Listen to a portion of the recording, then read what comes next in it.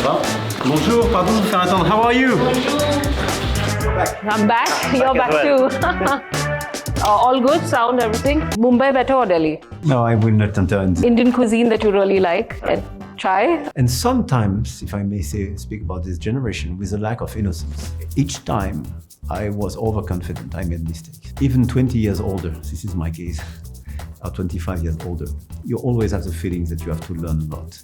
Since years, I want to learn data science. On your Instagram, and you've made a heart with Prime Minister Modi. Strategic partners or besties? Both. Both? India is the fourth largest economy in the world globally and the most populous country with 1.4 billion people. Almost 400 million of those are Gen Z, and they are navigating a high-stakes, uncertain future with artificial intelligence. And it's at this time that France and India are coming together when AI and innovation both are reshaping global power. With me is French President Emmanuel Macron in New Delhi. President Macron, welcome back to India. Thank you. Happy to be here and happy to be back. Thank you for talking to us. You've gone viral from the time that you stepped and landed in India. You went jogging in Mumbai and Marine Drive. Is your security used to it by now, or do you keep them guessing? No, I mean, it's good to take them by surprise sometimes. It makes it lighter. And in fact, when it's unpredictable, I mean, you're fine. Because you were perfectly right to underline the fact that you have so many young people. So I love this energy and this appetite for life. You make time for yourself, for your fitness, even when you're juggling high-stake diplomatic responsibilities. Currently, for Gen Z in India, it's been fiercely debated on work-life balance. Do you think it's a myth, or is it truly possible? I think it's totally possible. It's a question of willingness and organization. But I think it's very important to practice sport for health, because this is the best prevention. And I think in order to deal with anxiety and stress, I think it's very important. But culture as well is very important. Reading, listening to music, taking time for you and obviously for your family. And I think having this balance means sometimes you have to compromise for sure. And sometimes, if I may speak about this generation, with a lack of innocence. Lack of innocence? Yeah, because they are so well informed and they are so under pressure because of climate change, biodiversity collapse, wars, lack of cooperation, technological transformation, blah, blah, blah. So you have sometimes a feeling to be overwhelmed by all this source of anxiety. And I think it's very important first to say, okay, you're part of a generation which is the most educated ever in planet Earth.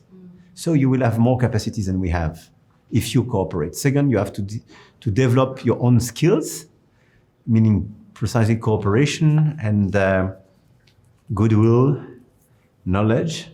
But third, you have the right of innocence. It's very important to me. When you are young, you're not supposed to take the whole burden of planet Earth on your shoulder.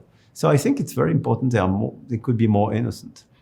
Gen Z are going to love that answer that you've given, because they are carrying quite a lot with a lot of information too much. I see that. Everywhere. In France, it's the case. When you see the rise of mental disease and how a lot of young people are sincerely suffering about the situation. And when you see everywhere in the world, there is in this generation, the feeling that they are a hopeless generation, there is no future, which is wrong. You have a wonderful future. We are starting to change too slowly and perfectly. We do our best. Sometimes we make mistakes. I'm fine. But you have such a potential in front of you. So I would convince it. I would like to convince this youth to, yes, engage sincerely and positively in this. And balance is everything. Speaking of young generation, you're the youngest French president in modern history. How did you... Being the youngest doesn't last. But that's still something that you are at. How did you develop confidence to lead at a young age? The others give you confidence. And I would not say that overconfidence is very negative. This is each time I was overconfident, I made mistakes, big mistakes. So being... Can you share an anecdote with us? But I mean, being in a speech where you can say everything, sometimes it's misunderstood, so you are so upset after that. It's when you are overconfident, because you are less sensitive to the way it will be perceived by the others. Sometimes you do something, I mean, you are 100% confident that it will be understood. It's not automatically the case. So for me, being careful about how people will perceive your message, doubting about what you are doing, is it right or wrong, and so on, till the moment you have to decide, is super important. And this is why the question of confidence for me was not the key criteria. And I got confidence when I launched my campaign 10 years ago, because I had a lot of people with their enthusiasm, and they gave me their energy and their own confidence. And this is a sort of circle of trust and confidence and so on. But what you have to feel as a leader is that each time somebody gives you this confidence, this trust, I mean, this is your responsibility. When people give you that trust, it's your responsibility. If you were 25 years old today, President Macron, what skills would you imbibe and start looking at? I would try to have to develop skills in art and creation. Okay. Making something unique, trying to express my identity, but in a permanent dialogue with the others and so on. But creation, creativity, culture. And second, I would try to figure out where I am good in, where I take pleasure, because I think the talent is just that when it will last 2 hours for you, it will last 30 minutes for me.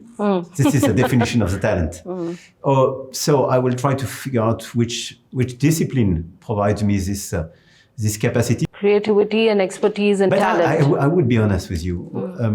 The most important thing, if I don't give the feeling I provide any advice to this young generation, but for me, the most important thing is that even 20 years older, this is my case, or 25 years older, you always have the feeling that you have to learn a lot. And you have always the feeling that you should start learning this or this one. Since years, I want to learn data science. I didn't start yet. Data science. But this is a perspective. But the most important thing is to try, to fail, and to try again. This is my advice. Trying to fail and to try again. Because you never succeed at the first time. You can succeed at the first time, but it's quite rare. And you can be even much better than the one who will succeed at the first time by chance or because he had good opportunities. But the point in your life is, if you are convinced that this is the important roadmap for you, this is the important perspective, you can fail.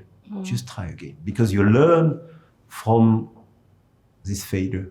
You learn about yourself, about the circumstance, and this is the whole journey. That's the journey. This is a journey. That's the journey in life. I'm going to shift gears and get in Prime Minister Modi here. Both of you referred to each other as dear friends. I just quickly took a look on your Instagram, and you've made a heart with Prime Minister Modi. Give us a little bit a sense of what your relationship is like. Strategic partners or besties, as Gen Z would call it? Both. Both? I mean, because we have a strategic part. Even we even have something unique today in the relationship between India and another country and France and another country, because we were a strategic partner, and we add this special global relationship. So it's quite unique. I think none other country has this relation with India, and this is the case for a foreign country with France. So we have this very intimate relation based on cooperation, science, higher education, defense and security, technology, etc., etc. But on top of that, I think we have a lot of strategic intimacy. We do believe in rule of law. We do believe in multilateralism. We do believe in the stability of the region. And finally, we have a very strong personal relationship. I mean, we've met more than 20 times, which is quite rare in the current environment. And we spend time together discussing. And even if we come from very different personal situations, from very different countries, I really believe we have both respect and friendship. All right. I'm going to quickly switch gears to a rapid fire round because your team is going to tell me that I have 2 minutes left. So for the rapid fire, any favorite Bollywood actor or film? No, I will make a lot of jealous people. But one, if you could choose one. Any film that you love? Homebound. Or an actor? Homebound for the film. And I mean, yesterday I mentioned Jai Ho, so I would say Anil Kapoor. Anil Kapoor. Okay, Anil Kapoor there. Indian cuisine that you really like? Chai. Chai. Okay, that's a good answer, Mr. President. Mumbai better or Delhi? No, I will not enter in this. You can tell me. No, it's totally different. It's totally different. I mean, Mumbai seems to be... no, it's different because I love Delhi and the artists and so on. Mumbai seems to have more the economic side but the sea as well. So it's a little bit like Marseille for us. So Mumbai a little bit better. No, I would not. No. I'm a Mumbai girl who's been in Delhi for 15 years, so it's hard for me as well. And did you choose? At heart, always a Mumbai girl. But I wouldn't go back to live there. Okay. Last bit, because we want to give hope to young people, is on love. Your love story in 60 seconds. Wow. There is no role model. There's no? There is no role model. Okay. So, I mean, love is something unexpected, unwritten, and to be lived with intensity. So I cannot describe in 60 seconds because this is a whole journey once again. But my point to the, I mean, young people listening to us is just don't try to organize, don't try to follow a model or an example. And by the way, don't be influenced and don't underestimate you. Your love story is much more important than all the others. And I think this is probably the best definition of a love story. This is the most important thing you live in your life, and which is impossible to be compared with all the others because it's yours. And it's impossible to be inspired by any of the others. You can share, you can learn, you can be fascinated. But what you live regarding love is unique. Mr. President, thank you so much for speaking to Brut. Thank you. I was happy to meet you again.